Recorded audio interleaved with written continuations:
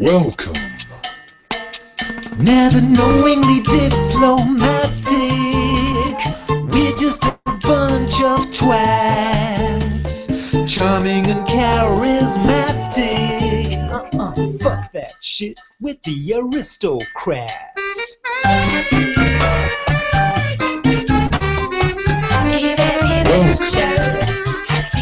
Never knowingly diplomatic. Yeah, that's right. Bunch of aristocrats, bitch. Charming and charismatic. Fuck that shit with the aristocrats.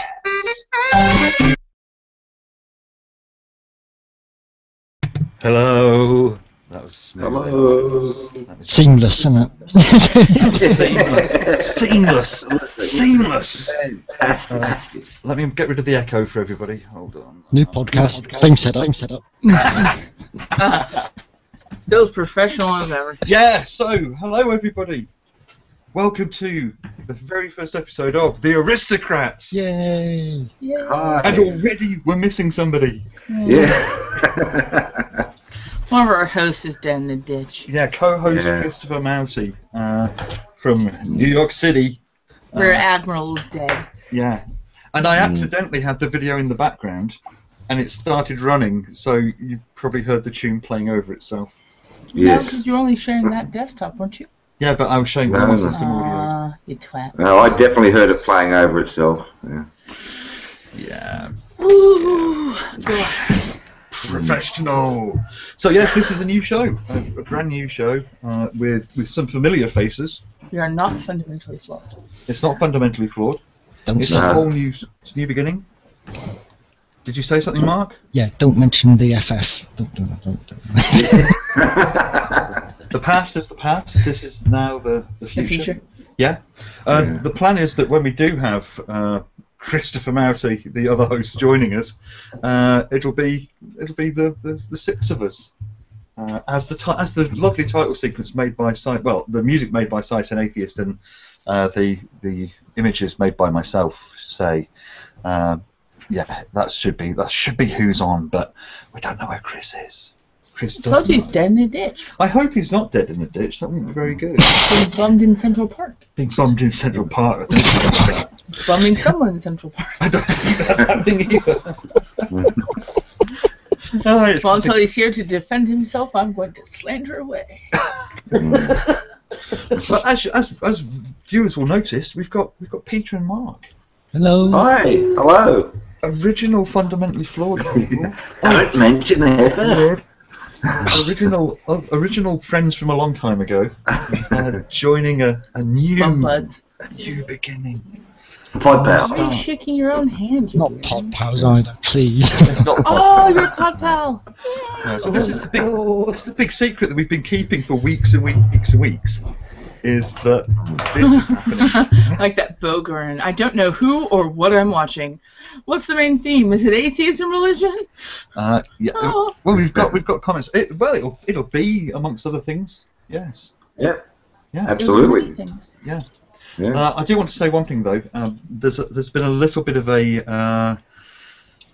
kind of a red herring that I've been doing, because I started a thing called the Bastard Cast a few weeks ago, straight after fundamentally the other show finished, and that was a little bit of a red herring. I have to admit now, here and now, I admit that was a red herring. The idea was that I would do this show where I was hyper aggressive to theists. How is that different than any other day? Well, that's true. It is very similar to how I normally. Normally, yes. Yeah, Peter's There was going, more nun punching, less, It was, well, let me put it this way. Halfway through the first one, I found myself thinking, am I even going to be able to keep this up? Lee Mitchell is saying, I'm waiting for Alex's beard to get its own podcast. Yeah, that may happen. Yeah, I found myself not able to hold the first one together. And it's, it was I found myself thinking, this is difficult. But the good thing was I knew that I didn't have to do it forever, because it was to make people think that I was doing this super aggressive show, and people go, oh, you should get back to what you do better. And all the time I knew it was a scam and a fraud. But Mark has actually posted a story about Bill Nye. Tell us about that, Mark. I posted one before that. You never mentioned it. Oh no, we'll come to you as well. Quiet, Aussie. Back to the queue. I got it first. Who wants to go first out of the two? Go on then, Peter. You go first. Go on, Peter. Oh, no, it's okay. I'll let you go, Mark. Moaning soul. Yeah, this is what we all feared would happen from the Bill Nye Ken Ham debate. The Noah's Ark encounter has got massive publicity, and all of a sudden it looks like the $73 million is going to be raised for this. How can I put it? Shithole monstrosity. No. It appears that is a fucking lie from Ken Ham. Oh, What really? I've been reading, he's building that up and saying so and advertising as such. But apparently the finances aren't actually there. Oh, that's a shame. Somebody was doing an investigation of it just last week and found out that turns out that the Ken Ham, the lying prick, is a lying prick. Who'd have thought? So, He's from Australia, isn't he? yeah, he's one of mine. He's from Queensland. We ran him out of town. We ran him out of town, unfortunately, and he went off to America and You are an entire fame and continent fortune. of criminals and liars. That's true. Very true. I just wanted to quickly ask, is anybody still getting an echo like we were talking about before? Or is everybody cool? No. It's a cat's What the hell is that? Oh, sorry, I thought it was something else for a It's my second. Siamese cat's tail. Yeah, we've got cats that get involved. I do want to point out very quickly that some people are asking. There will be an after-show hangout hosted by Mr. Cliff Jumper on his channel. I'll bring him in at the end of the show just to kind of talk about that, and because this is actually going to be semi-structured. But I just wanted to say that because people are saying, is this something that people can join? At the moment, it's like a show that you watch on telly, and then it becomes interactive later. So like when, the rock stars shag the groupies. Yeah. On over a hangout. Yeah. Okay, so we webcam with the groupies. Yeah. I see. So you think? So Peter, you think that the whole thing with the experience is bullshit? Then the Ark experience. Well, yeah. Apparently, somebody did an investigation of it, and yes, while Ken Ham is boasting about how much money they've made from the debate with Bill Nye and how they're going to now be able to finance their Noah's Ark theme park, apparently they're nowhere near the $73 million they're claiming they had.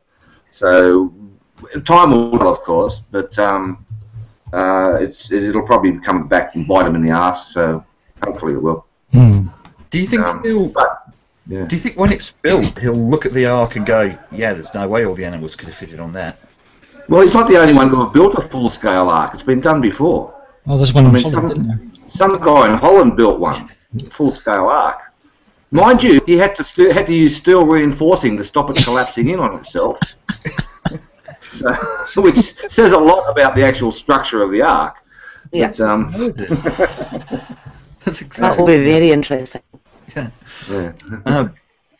So there's this other story that we've got, which was your story, Peter. Yes, this is brilliant. This I think is the most important story of the week. Sorry, it's going commando for Christ. Yeah. A So that one. Kenyan preacher orders female flock to shed their knickers and bras. Apparently, they contain evil spirits. So, women's undergarments have been banned at the Lord's. This is great. The Lord's Propeller Redemption Church in Nairobi, because the pastor in charge has taken it into his noodle that bras and panties are a barrier to godliness. This could come straight out of the Onion, but I don't think it did. It's like that guy in South Africa at the Incredible Happenings Ministry, who had some TV show this week. He's a bit like that. Yeah. So, he's ordered the women to come to his church commando style in order to be free in body and spirit so they can receive Christ. Yeah, so that the spirit can enter them, is it? Absolutely, yeah. As the Catholics said to the altar boy. Yes. But the thing is, somebody has pointed out, he fed the 5,000, he walked on water, he rose from the dead, and he's stymied by a pair of knickers. Yeah, well, he works in mysterious ways. I mean, to be fair, his whole, father was stymied by some iron chariots. So. Yeah, and he fucked up totally on that circumcision thing. Yeah, Yeah, Royals are quite unhappy that they have to, keep doing discounts because it's always half off. We have had a very good comment actually from the comments feed on YouTube. I don't know. I always never know how to pronounce her name. Heike has said, "Why the hell doesn't Ham & Co. feed thousands of hungry people in that state instead of making another rip-off park?" Because they're not interested in helping people. That's why. No, they're interested in money only. Yeah, making money. You can't make money by feeding thousands. It doesn't work. It's Christian priorities. Yeah, absolutely. Or bad Christians, I should say. Yeah, we have to be nice. We have a good pet theist in the audience. It's not a pet. Sorry. 2 feet tall. She's quite little. Yeah. You can't quite little, Fiona. Right, well, at this point, I'm going to play in another pre-recorded clip, which gives us all a chance to kind of go, oh, bloody hell, where's Chris? For 2 minutes. So if everybody can mute their mics, and I need to set my audio back to the right setting. Hopefully it'll work this time, because it'd be a pain in the ass if it doesn't. I might play a little bit of the audio, the bit of the title theme in, to see if people can hear it. Fine, sweetie. Can you still hear me? Yep. Yeah, okay. Right, okay. Don't forget to screen share. Yeah, I need to screen share that, and I'll need to turn my mic off. So if you could mute yourself as well, Mark, then I will play the Zoom. This is something that will hopefully become a regular thing as well. What's been happening in the world in the last, the world of YouTube in the last week. This is really professional, showing my playlist on the screen. Oh, so good. That was good. It's a good sneeze. Thank you. And I need to make sure I keep the focus on this screen. Oh, so professional. Fucking useless. Are you calling me fucking useless? How rude. Okay, so hopefully this will work. If it doesn't work, wave at me very quickly, and then I'll fiddle with the audio. But hopefully it should do. So yeah, this has been what's happening in the world of YouTube in the last 2 weeks.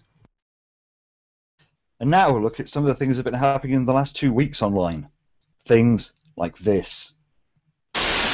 Hangouts! And in the world of acronyms, BTWN mutes J3D for mentioning NCG in an online chat with M419. So I just wanted to kind of end my closing statements with the methodology and the approach. I want to see more of the sort of, and I hate to give a plug here, New Covenant group sort of approach. Not okay, that's enough. That's all we're going to hear from Tom Adams. Hold on. I muted you, dog. You're going to give the New Covenant group a plug? There you go. New York, where an angry dwarf gets called out by a man in a hat. There is no God, and you are basically what this guy.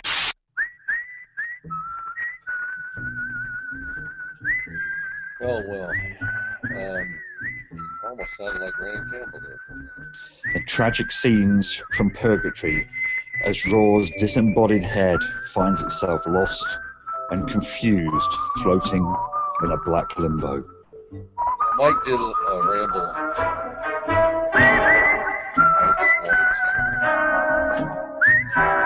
to say.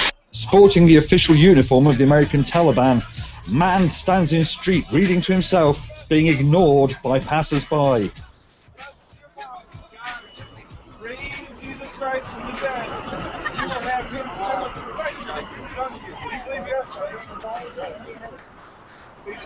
All on Christ today, man.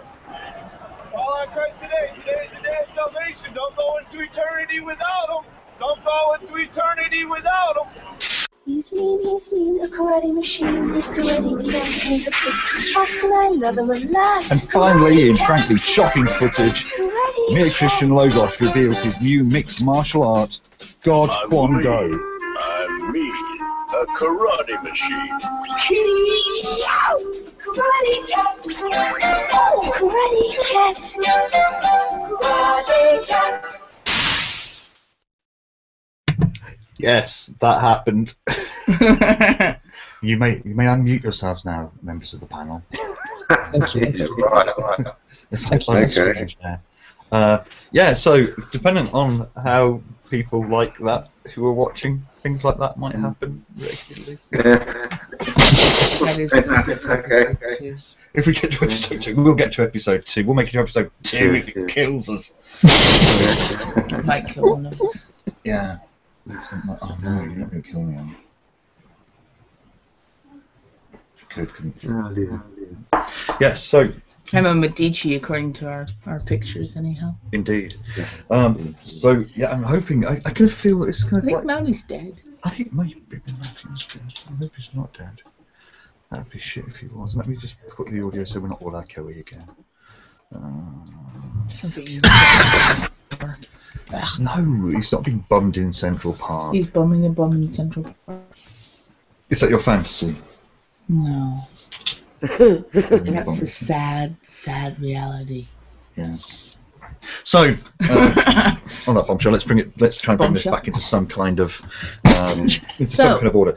The topic tonight is the meaning of life. Thought we'd maybe start with a small one to open up. One of the easy questions. Just get out. Well, the answer's easy. It's 42. That is true, but what is the question? Wasn't it 7 times 8? 7 times 6. 7 times 6, yeah. But the question... 7 times 8 is something entirely different. Yeah, no, that was it when they Deep thought. Yeah, the Golga Finchams turned up and wrecked the programme. Somebody's going to the Richard Raspberry School of Arithmetic. Yeah. I feel like I've just been told off by Fiona.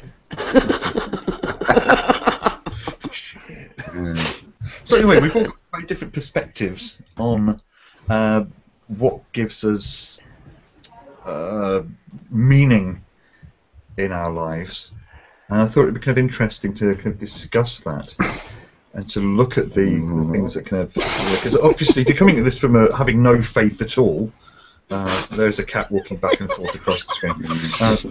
If you're coming at this from the point of view of having no faith, this big hairy dildo keeps popping up in front of you. She's beautiful. She's not a dildo. Or a baby. No. So, so what gives us meaning in our lives?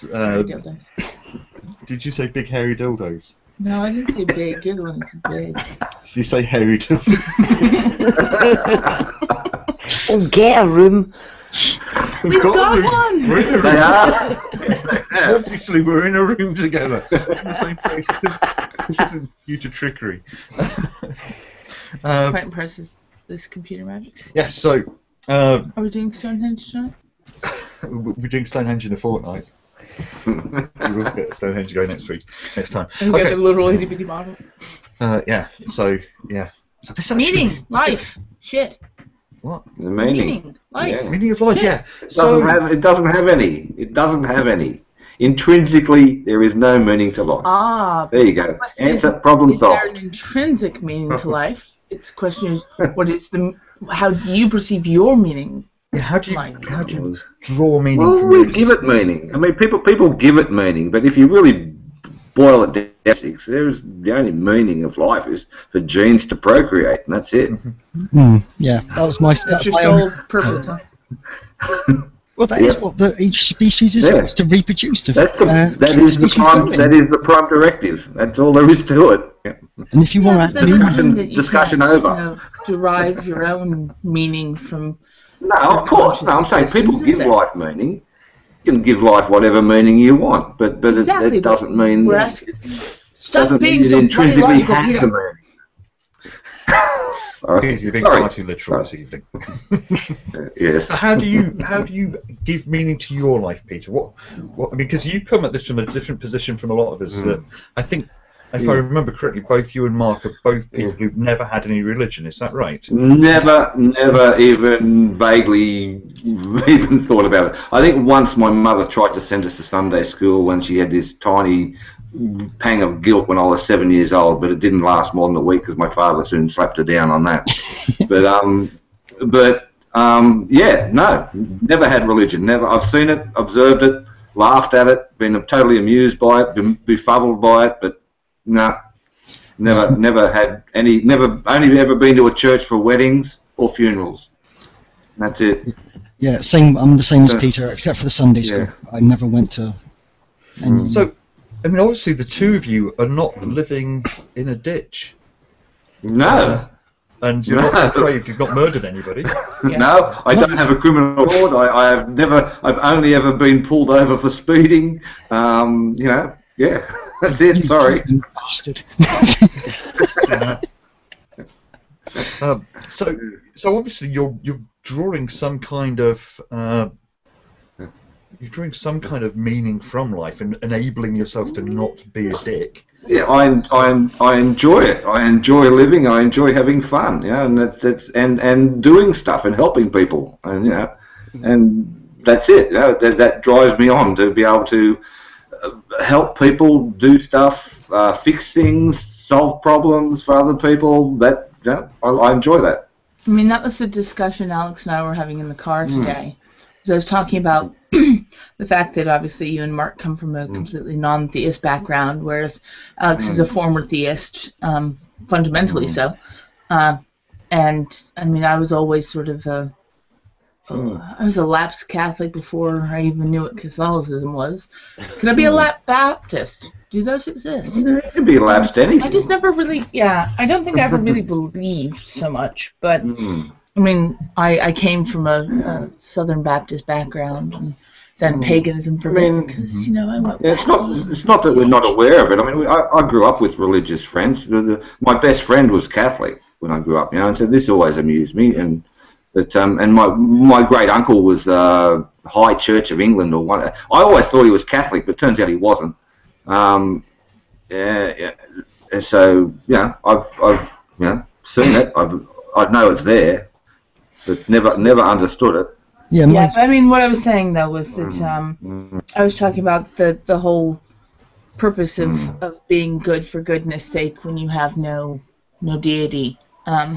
Yeah, well, that can never understand. This is an argument I can never understand from the religious. Is you must have a deity to be good. That's never occurred to me. Never occurred to me in my whole life.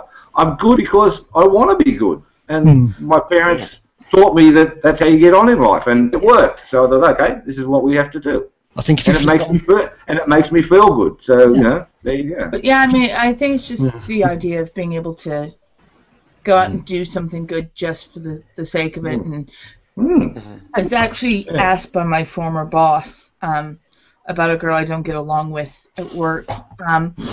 She was having a shit day, and she obviously, the Brits aren't particularly emotive, but you could tell that she was just not pleased. So I asked her if she was okay. She and I do not like each other. I asked her if she was okay. And I actually got bollocked for it later, which was stupid, but my former boss asked me, well, if you hate her so much, why did you even bother asking if she was all right? And my answer wanted to be, because I'm not a complete arsehole. I don't know. Because I give a shit about another human being just for human being's sake. Yeah. Whether I like you or not, I have a certain amount of empathy for you, and the fact that empathy you're obviously upset. The basic instinct. We all have it, except for psychopaths. But more colleagues. This is what we were saying, because when somebody was a while ago, somebody was saying to me, "Well, why don't you just go out and do awful things, or why do you think it's good to be good?"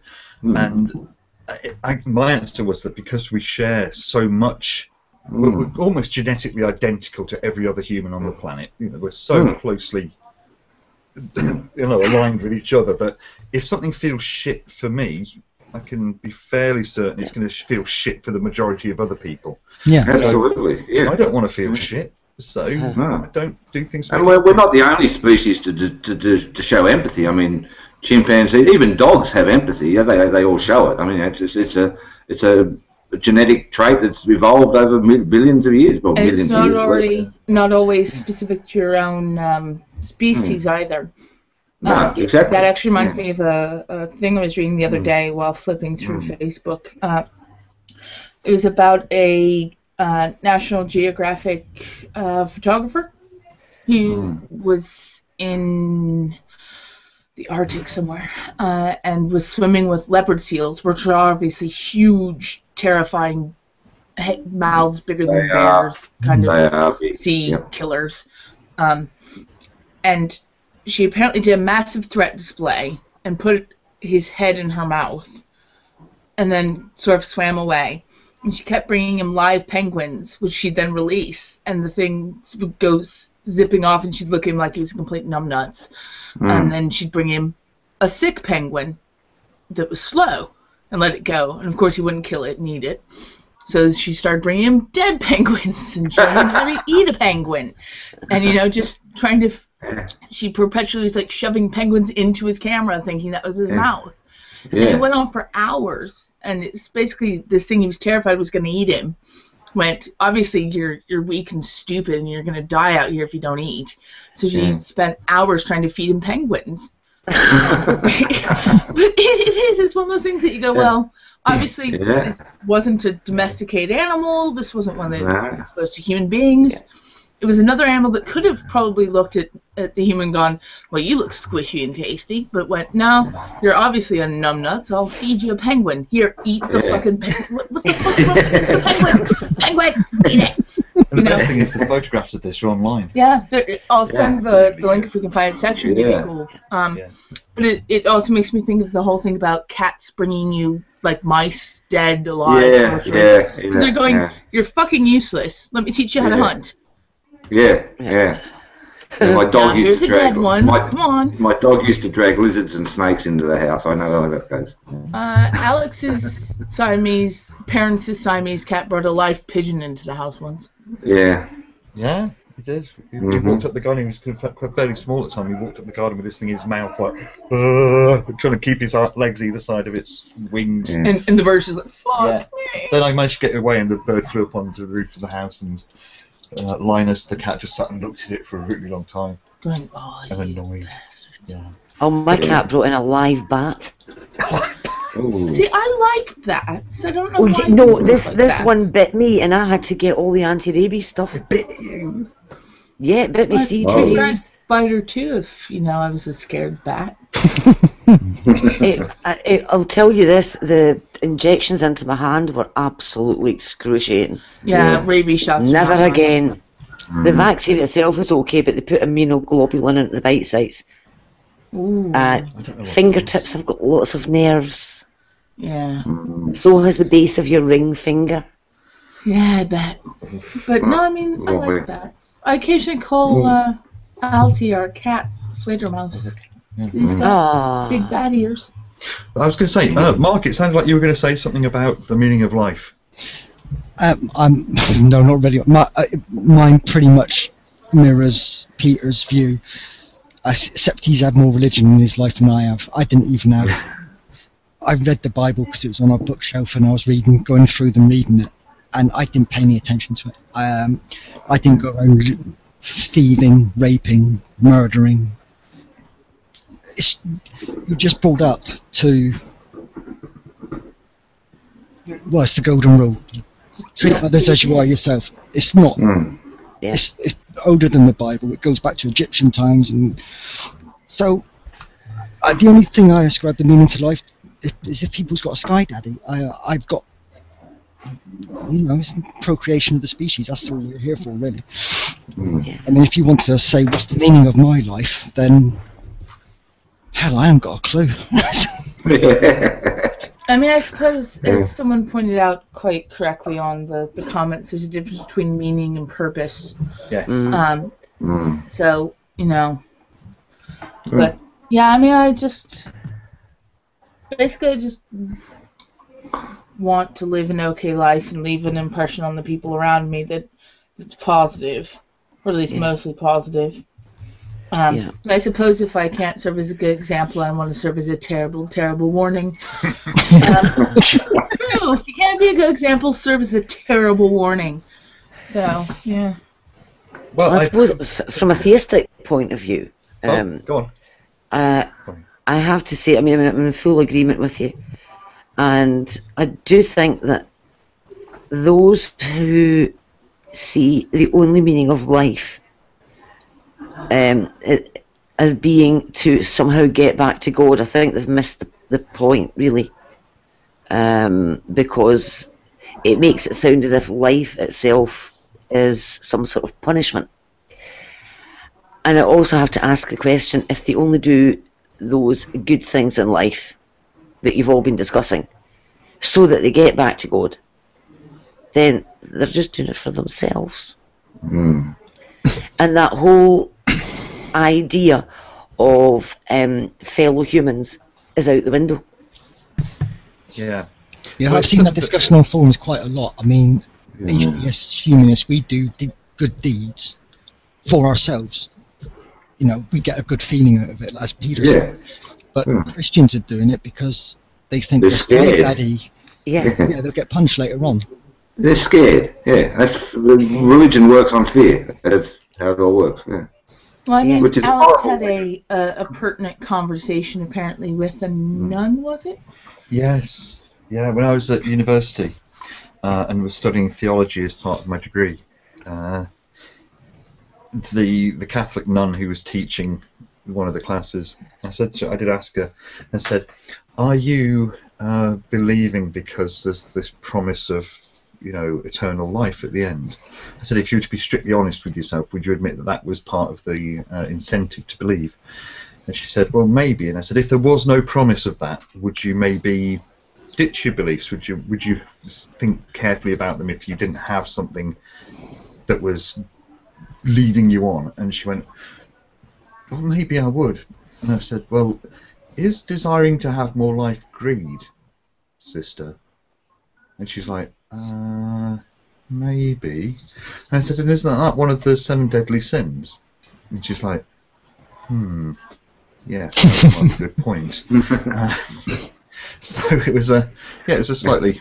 It's always a fatal mistake to make theists have to actually think about what they believe. Yes. It never ends well. Yeah. No, with the exception I think of that's slightly exactly. I think that's slightly unkind. I think it's just that they're humans by nature are greedy shits. We want as much for ourselves as we can, or as much for our kin group as we can. Yes. And I mean, we try as much as we can for our own species as well, but usually if it comes down to you versus me, you're fucked. Because, I'm out for me most of the time. Yeah. But, I mean, and that's just being honest. 99% of people are going to put their self-interest first, but it's just a case of, you know, trying to not be a dick and, you know, be a decent human being. But I think it's just one of those things. It's unfair necessarily to say that, you know, all theists are obviously hideous morons, because obviously, despite her small stature, Fiona makes a big impression on the fact that not all theists are complete twats. She might be a half twat. Well, I think it's really important that I think part of how I think we'd all kind of hope this show will go forward is kind of showing that the kind of people who are reasonable regardless of what they believe, and that there is a kind of common ground amongst people of faith and no faith, you know, as long as there's reasoning going on. You know, and I think exactly, you know, if all the reasonable people can unite and try to stop the lunatics taking over, then because I'd quite happily live in a world where, you know, the religious people like Fiona. I think. Well, I mean, at the risk of sounding, you know, a bit trite, it's the idea, you know, that if it gives you a positive meaning or you find some sort of succor and comfort in believing, then, you know, knock yourself out. Fill your socks, you know. As long as they don't come knocking on my door or standing on street corners yelling at me, I've got no problem with them. It's the ones that threaten you that bother me. That's it. I've got a problem with them as well.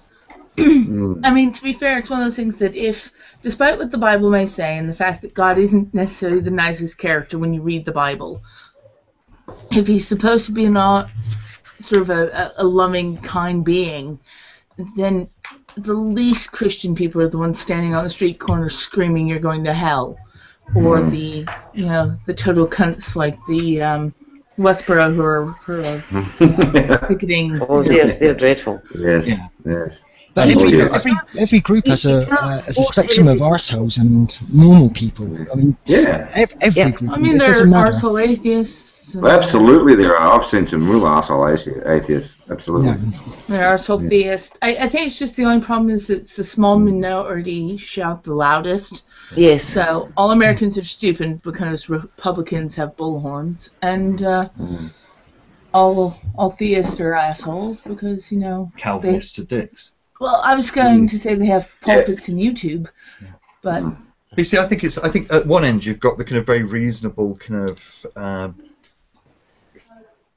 theists who are very considered in what they believe, like Fiona and like the people we know over at the New Covenant group and various other places.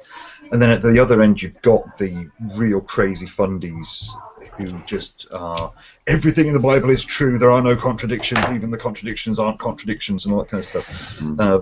But Fiona, it looked like you were about to say something, and before we actually talked over you. I was going to say, I mean, you can't force somebody to go to God. You just can't do it. You can't force someone to love. Stalkers have been trying it for decades. It doesn't work. And that's what I see all this screaming of, you are going to hell if you don't change your ways, if you don't start believing. That's what that's like. It's trying to force people. And I think as theists, the only thing we can do is, if somebody wants information on your beliefs, then freely give that information, but don't ram it down their throats. No, I totally agree. I think it's what I was going to say. There was something I was going to say that was linked to that. I can't remember what it was. Shit. To be fair, the only thing I thought was wholly inappropriate, so I kept my mouth shut for one. you didn't say something wholly inappropriate on our podcast. I know, it's so not. I don't believe that. All I can think of is, if you ram it down someone's throat, you're going to get vomit on your dipstick. Yes. Yeah. That's cleaner than I thought would come out. I was going to say we should have seen that one coming, but then that would also lead to bad God, jokes. that's such a bad pun. And you called me Benny Hill. We should be. Jackety Sax is our background music at this stage.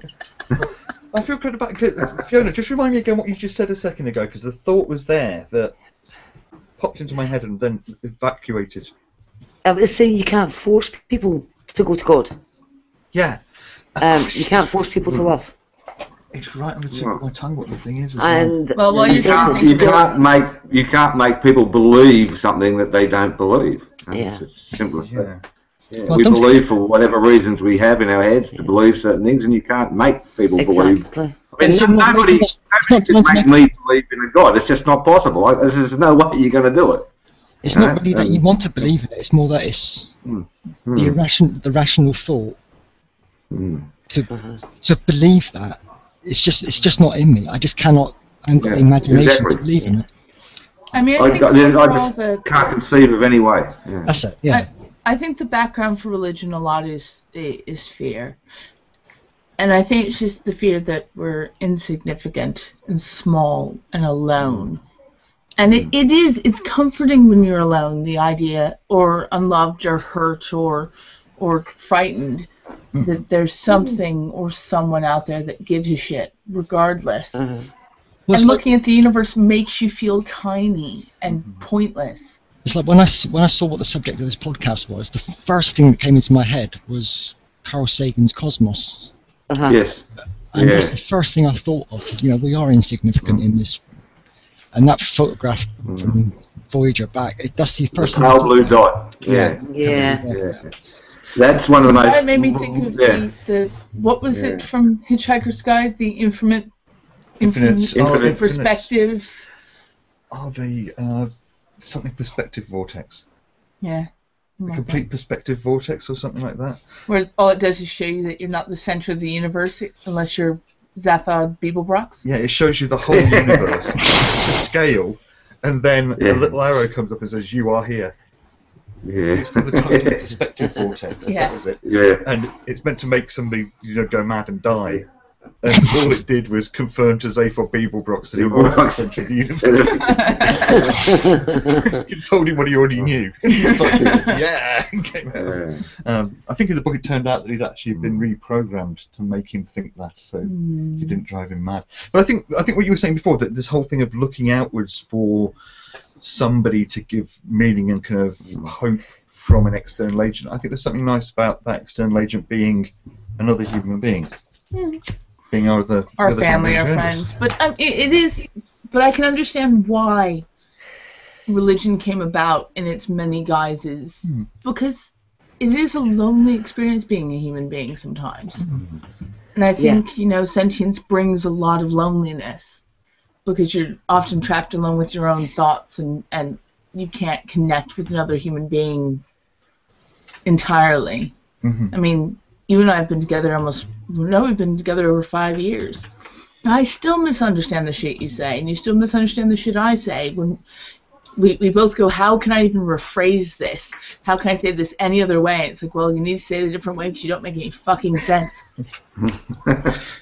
But no, I mean, it's a lonely experience in the idea of an all-powerful, all-knowing being that can, delve into your brain, know exactly what you mean. Or exactly what I can see why it's comforting, why it's frightening as fuck to let go of it. I mean, some of us are quite happy to be. I saw of it that's really sort of interesting is the fact that it's a horrible, horrible thing to be an aging humanist.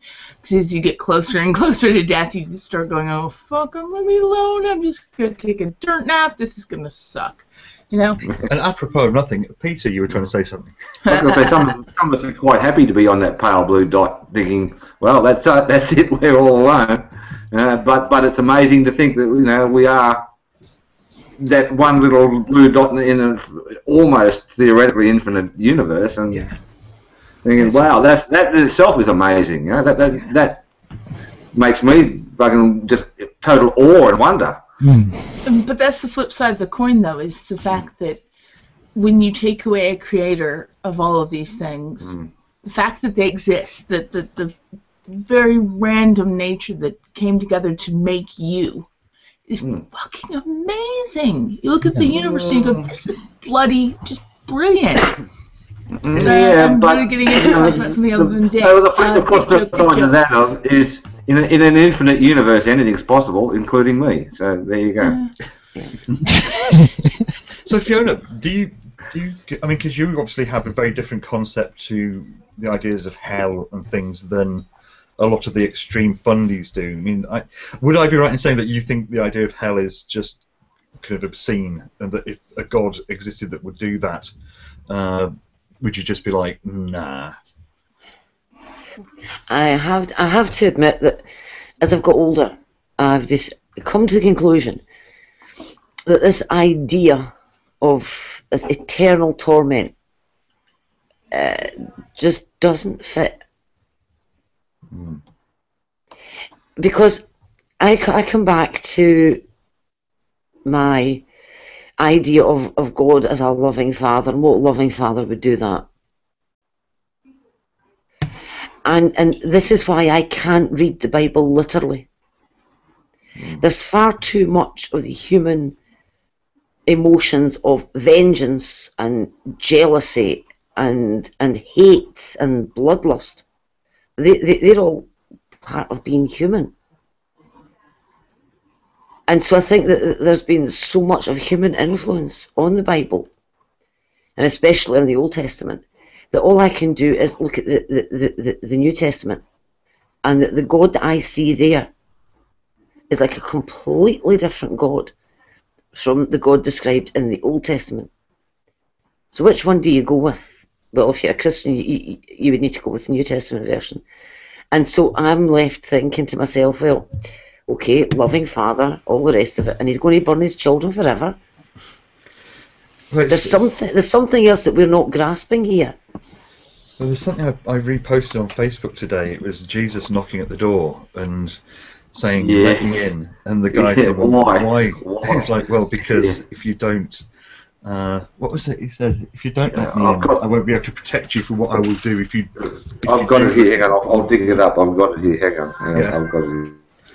Give me a second, I'll get back to you with it. I've got it. Yeah, it's this whole notion of this the Old Testament God will be, will punish you for. It's like if you don't love me. Yeah, it's let me in. Why? So I can save you from what? From what I'm going to do to you if you don't let me in. And that is totally illogical. Yeah. And that's why I'm having to say there's some other meaning, and maybe we have to really. We're not going to know, to be honest. We'll never know for a fact until we pop our clogs. And I think we have to be honest and say that we don't know. As theists, we can't know it for a fact. And until we're honest with ourselves and we stop saying, but I've got evidence, and the Bible says this and the Bible says that, and we rant and we rave and we shout at everybody, and until we actually say, wait a minute, we're in the same boat as everybody else. We're bloody clueless as well. We think we know, but we don't. We can pray for guidance and all the rest of it, but the bottom line is we don't know either. And that's the honesty that needs to come through from theists more often. That we may believe something, but it doesn't mean that we know it, and it doesn't mean we're right. I mean, as theists, we have to get down off this high horse of we're saved, you're not, ha ha ha. Because that is what it comes across as very, very often when you hear people saying, you don't know God, you've not read the Bible, you're going to burn in hell. And you think, how do you know that? You may believe it, but you don't know it. But they never admit that they can't know either. But they can have an opinion. Well, of course, I mean, sorry, that rant from me, ran over. The current hot button thing with a lot of kind of the reformed Calvinist types is the whole precept thing, which I know sends both Mark and Peter into a coma of despair. But I think the thing is, it's occurred to me why I think, because the thing I've always found really offensive about that is them constantly telling me that I believe in God and that I'm just denying it in unrighteousness. Now, I can see why, thinking about it, why it offends you and Mark so much. Because the premise is totally wrong, completely and utterly wrong. Yeah. And then they just keep ranting after that. Once they've got this premise into their head that it can't be shifted, you can't argue with it. And it's wrong. The premise is totally wrong. See, that's what I mean a bit about the arrogance. There is a distinct arrogance coming across. That they know your mind better than you do. Yeah, exactly. They know the answer to all the questions. That they know it isn't 42, it's God. That arrogance. The other thing too is they come across as if they know the mind of God, which I think if there was that's terribly sort of, I don't know. It's blasphemous. It is blasphemous. It's blasphemous and it's massive hubris. And everyone who's ever, watched a Greek play knows that hubris gets you fucked in the end. It's just not a good plan. So, a quote from a theist recently was, "I have the mind of God."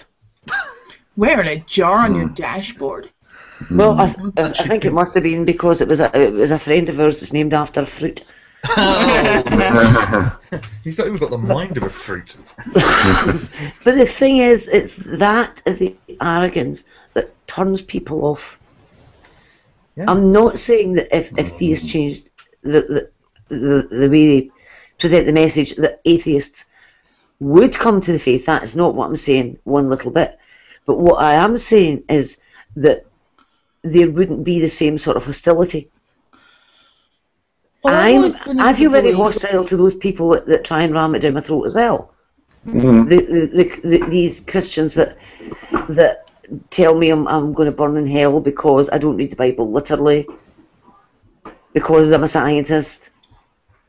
I mean, that puts my back up as well. That pushes me. There's not a lot you can do about it, because these people that's just a human trait in some people, that that's the way they're going to behave. They think they're right. They think they know everything, and there's nothing you can do to change them. And you just have to learn to live with it and laugh at them and move on. That's all I do. I just laugh at them and move on. I always just think that attitude just smacks of being about 15 forever. I know everything. I know better than you. I'm gonna, know everything. You're stupid. It's unfortunate. You don't know anything at all. But there are people out there like that, and there's nothing you can do about it. These just make you want to grow the fuck up. It's a kind of control thing, isn't it? They're trying to claim they've got knowledge that you don't have, and it makes them feel better. At the end of the day, we've all got to live on the same planet, so it would make sense if we all got along rather than not get along. Well, as far as I'm concerned, if a deity existed, and then this is what I used to believe when I was more agnostic than atheist, that an all-loving God would much rather that I be a good human being and never go to church than be a douchebag Monday through Friday, repent on Sunday, and pick up my whoring and cheating and being a complete twat the rest of the week. I just think it's bullshit, Yeah, why would an all-loving deity teach you to worship it? That's never made sense to me. I mean, fuck, if you're all-powerful, all-knowing, what would you care that people get down on their knees and worship you? It's just ego. That's just egotistical nonsense. You know? I've never understood that. Never. Yeah, it's just really peculiar. But it is, and especially with the mindset from the real fundamentalists. Yeah, well, I remember. And also, they seem to see no problem in lying for Jesus. And they flat out said so. They're like, "I will lie if it." It's called a pious lie, isn't it? It's a pile of shit, is what that is. Yeah, it's meant to be doctrinally sound to tell a lie if it saves somebody. Well, you'll find that. I mean, very few theists are going to say that. You are talking about the real fundies, the rabid ones. Who the Muslims are allowed to do it because it's the Muslims are allowed to do it because it is actually in their doctrine. They even have a name for it, but I can't think what it is offhand. But they're actually told to do it. Yeah, see, I just can't see how within Christianity it can ever be justified. It's just one of those things, you just don't do it. White lies, like, does my butt look bigger than the course? No, it doesn't. There's so much hypocrisy built into it and contradiction built into it that they just have to pick one point that and say, okay, we're going to go with this, which is what they do, which is why we've got so many sects. They just pick one point and go with it, and one of the points is that it's justifiable to do whatever is done to convert people to whatever religion you want to convert them to, Christ or Jews or whatever. Their point is, it says in our book that it's justifiable to do whatever we need to do to convert people. If that includes lying, so be it. I think that's so hypocritical. The point that you make that they can focus on certain things. You'll get somebody like Ken Ham that seems to be obsessed with just one verse at the very start of the Bible. You've got the presuppositionalists that are obsessed with a single verse in Romans that seems to say to them that everybody knows that God exists. It's like they become so focused on just one tiny bit that they lose sight of the rest of it completely. Westboro Baptist Church, God hates fags. I've never ever heard Ken Ham mention Jesus. No, he's more of an Old Testament guy. He's more wrapped up in Genesis and stuff like that, really. That's one of the things I've noticed quite often in conversations with some of the fundamentalists. One of the things that never ever seems to get brought up by them when they talk about knowing God is prayer. They'll hold up a Bible and say, "This is how I know God." And you think, no. Where's the prayer in this? Where's the searching your own conscience? You can't just look up a book and work out, this is what I must do. Because there is absolutely nothing there in the Bible that tells me how on earth I recover my computer from a crash. Or if the internet is the tool of Satan. you can't keep living in the past straight. We live in the here and now, and to keep going away into the past for the answers it doesn't help us at all. No. Of course, some of us would say prayer doesn't help either, but there you go. But that's the thing. I mean, it depends what prayer is. I mean, many people will say that prayer is a way of, it's like opening up your mind. It's stopping thinking about other things. You're just concentrating on one thing. And it may be that by a bit of lateral thinking the answer comes to you, or it may be courtesy of God. I'm not going to argue the point there because I don't want to ram anything down anybody's throat.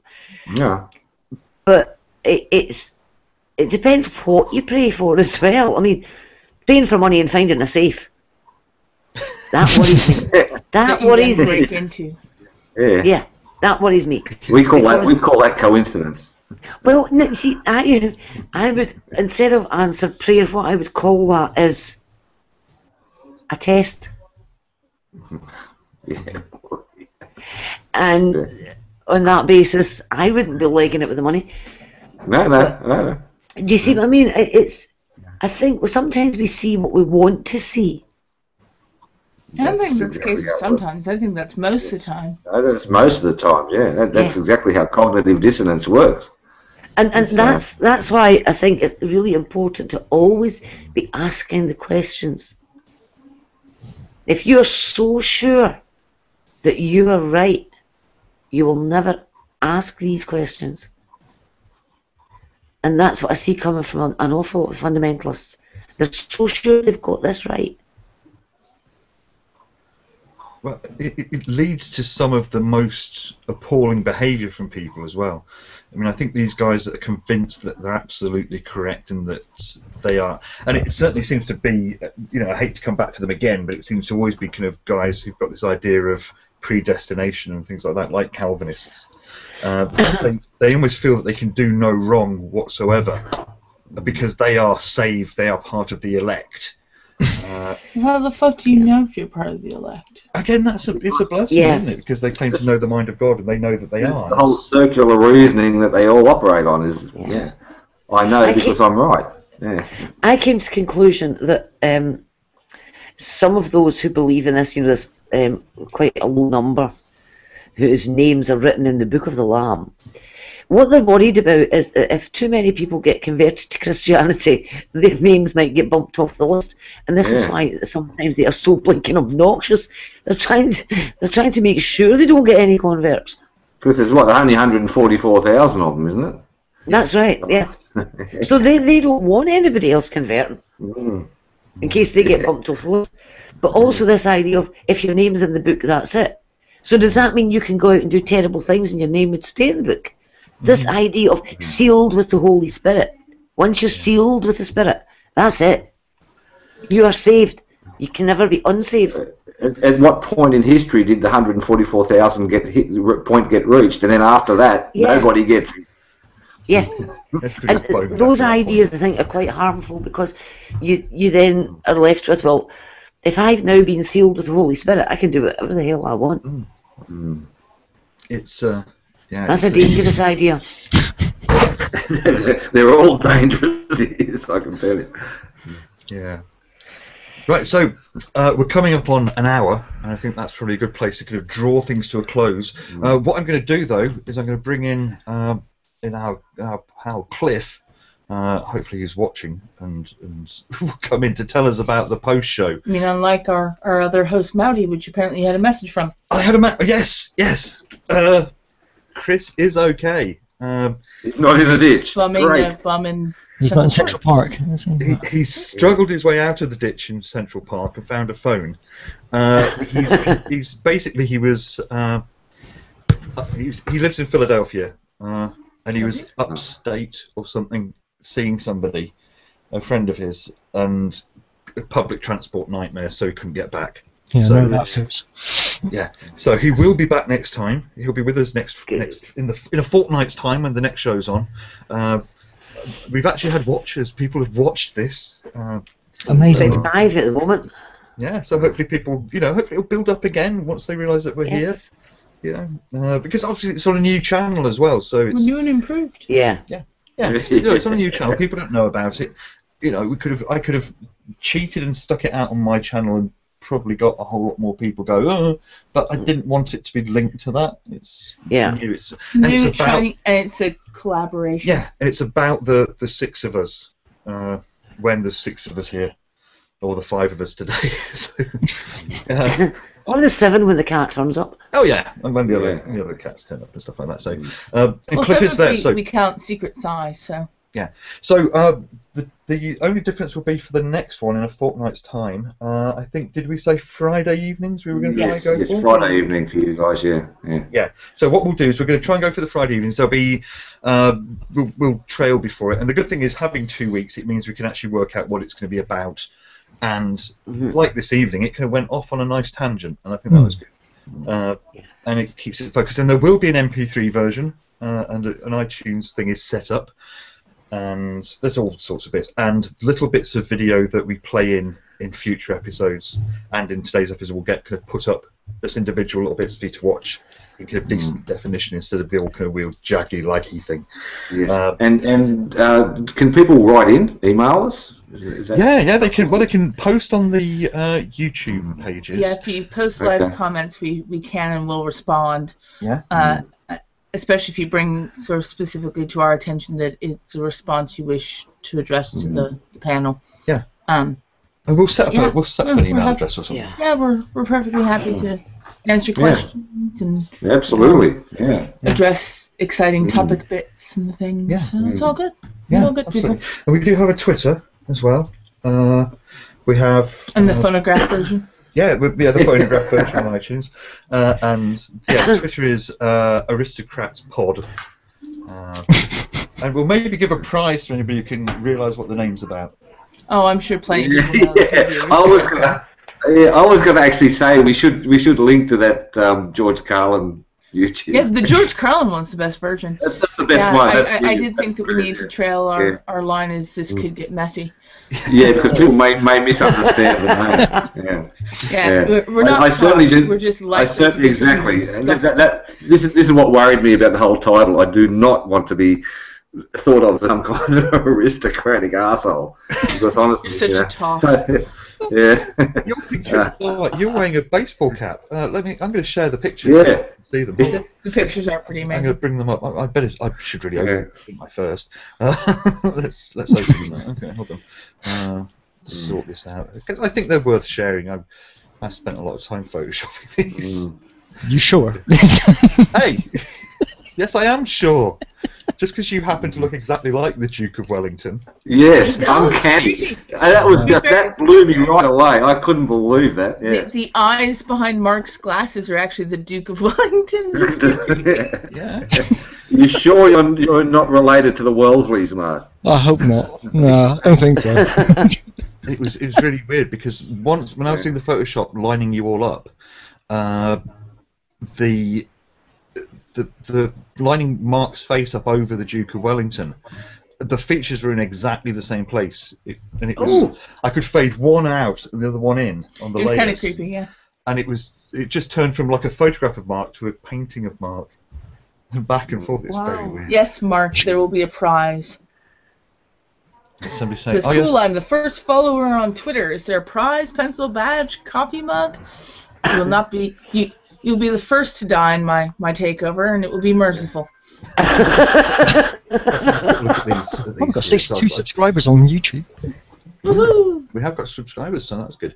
Wow. You know, there we go. There's myself and Rear Admiral Mouty. Yeah, Mouty, who isn't here today, Mouty, but he'll be here next time.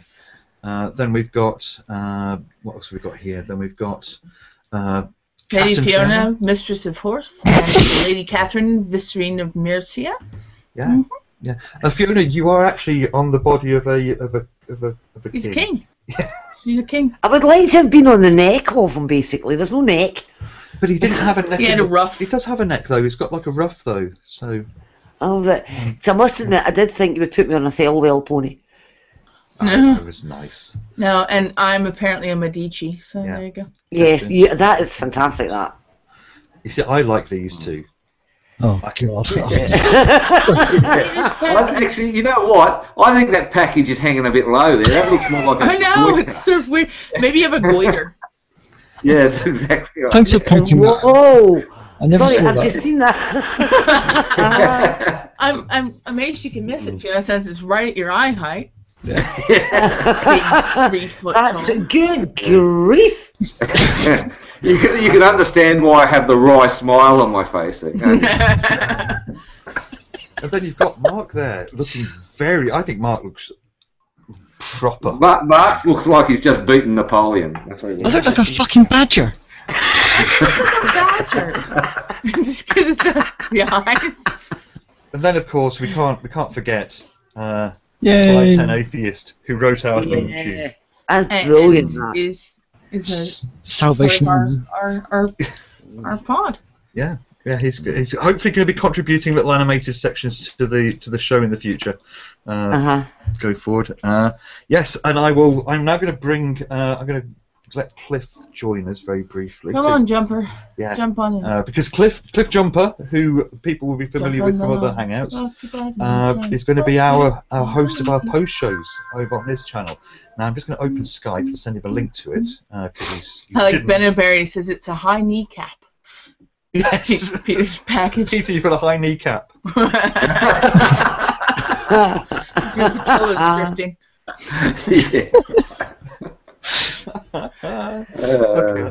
It does make it painful to walk though in those tights, I can tell you. Well, the thing is, the guy that I replaced had a really kind of big round face and a big moustache, so you actually look much better. I was going to send you a painting of one of my very, very distant relatives, Sir Aircoot, on a horse. No, hey, look him up. He's real. They're putting kids in the world, older otherwise. Yeah. As he accepts the French surrender at Wandiwash in India. He was famous military. So yeah. How was his package, Peter? Was it? That's actually why we. But Fiona may like it because he's sitting on top of a dirty great horse. So he was happy that. A genetic trait. Hello, Cliff. We're joined by Mr. Cliff Jumper. Hello, Cliff. Hi there. Hi, Cliff. He's had a shave and done his hair and everything. No, that's Fiona. Shower this evening, that was all. No, the big one's the backdrop. I have a new backdrop. I'm not sat on my sofa. I've got some proper lighting. I've got 2 screens.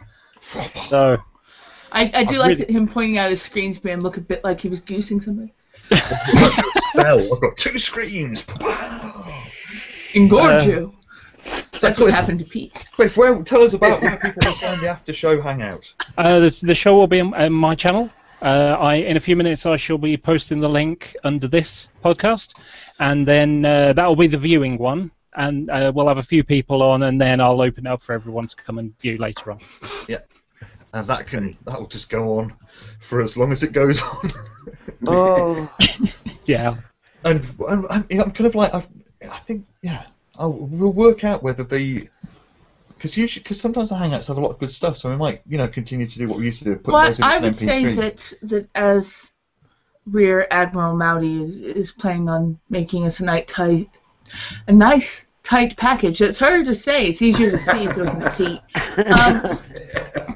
Maybe we will ask him to rifle through the pockets of our podcast and find the good bits from the post show. Yeah, because the plan is that what there'll be will be a moving forward. I mean, because the show's going to be fortnightly, and moving forward, the idea is that Chris will then, during the 2 weeks afterwards, will make a kind of compacted version of the show as well, which will kind of have edited highlights. The clean cast. There'll be lots of different ways of people approaching it, and there'll be little kind of short bursts of it, and we're and trying to make it obviously anything that Alex attempts to play in will actually be put in a version that is watchable with the entirety of the frame rate. Yeah, absolutely, not skipping every 12.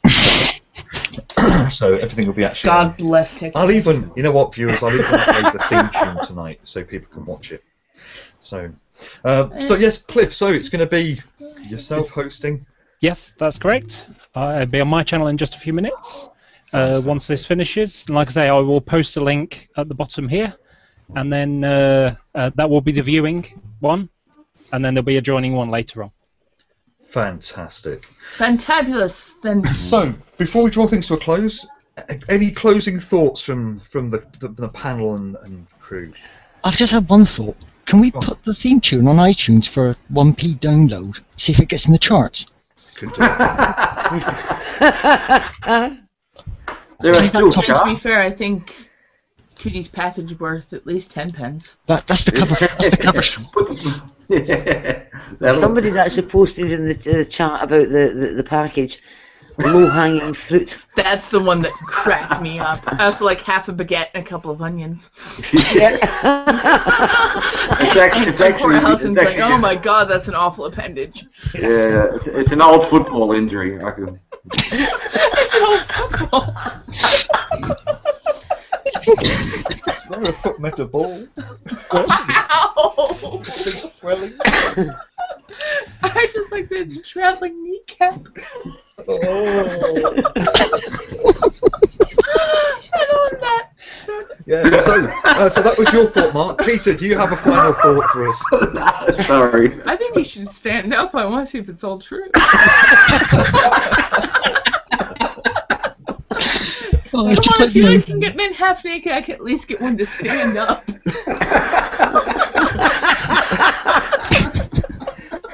Fiona, do you have any final thoughts? 42. 42. Stand up as well. Cliff, you just joined us. Do you have a final thought? I think that what's the meaning of life? I hope that I've had an impact on the lives of the people that I've touched on the journey of my life. That's really nice, actually. It's I think that he'd end up in prison for all the people he's touched in his life. He's like a subway. Here we go. Again. Oh, and I should say, hopefully Cliff will be making Cliff will be making appearances in future episodes if we can get it to work with his thoughts from an atheist on a bike. He has a camera and he does cycling, and the idea is that he'll then talk about something while cycling, and we'll have a little kind of bit where we'll be able to play in. Right. So today I saw a butterfly. Yeah. Fuck. Well, oh God, just had to avoid that. Yeah. I like the idea. The annoying thing about it is that I had a couple of things that were in there, and I'm waiting at some traffic lights, and I kind of pulled like a pre-sup kind of thing. You know, if I jump through this red light and I get pulled over by the cops, you know, would I be able to say, "Are you sure you're not using your reason to justify your reason?" And No, then, one of the ones, I'm approaching the lights, and I'm thinking, okay, shall I start shouting this to the camera because the audio is a little bit rubbish on it. It doesn't always pick the audio, so I'm going to be bellowing out at the street to do this. And some idiot in a Mini goes woof, right really close to me. It's like, ah. So instead of giving this, very clever, witty idea, I ended up screaming obscenities at some Mini driver instead. Now, the question was, is it a Mini or is it one of the tanks that are pretending to be Minis now? Yes, it's the Mega Mini. It's the modern Mega Mini. Do you have the video of that, Cliff? Yes. You know what? Let's upload it to the channel anyway, so people can see what would have been. Yeah, I quite like the idea of even just the bits with you trying to make a profound thought and having to swear to... It does make me think a bit... I mean, obviously this is far more of an American thing, and anyone who watched Saturday Night Live, but it does make me think of Deep Thoughts with Jack Handy. I have no idea. Oh, you have to look it up. It's funny. I will. So, do you have a finishing thought, Kat? No. No. Okay. Thank you to those who've watched. Hopefully, this is kind of almost like a I like pilot that. episode. Cliff could call it Christless on a Bike. Yeah. That's quite good. Yes, that's actually quite good.